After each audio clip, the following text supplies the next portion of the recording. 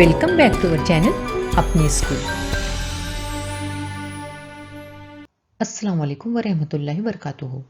प्यारे बच्चों, आज हम देखेंगे उर्दू बाल भारती चौथी जमात की नज्म हमारे पड़ोसी के सवाल व जवाब। तो चलिए जल्दी से कॉपी पेन निकालिए और मेरे साथ साथ सवाल व जवाब लिखिए।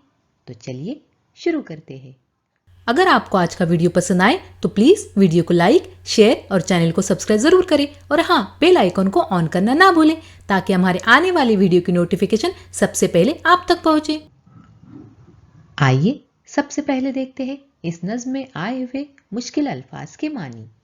आशनाई इसका मतलब होता है पहचान या दोस्ती। तवाज़ा इसके मानी है मेहमान नवाजी।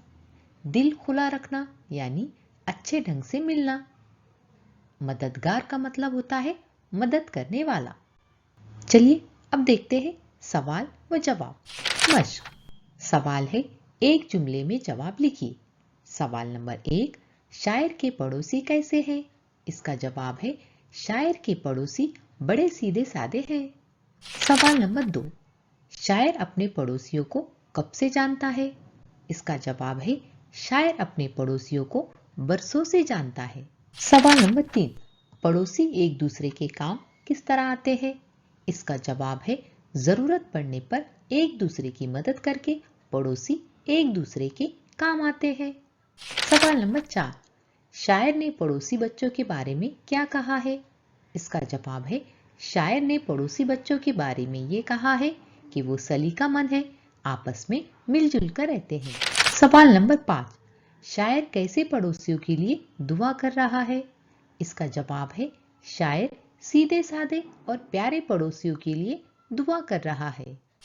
अब सवाल है जिद लिखिए। यहाँ पर चंद अल्फाज दिए गए हैं, इनकी आपको जिद लिखना है।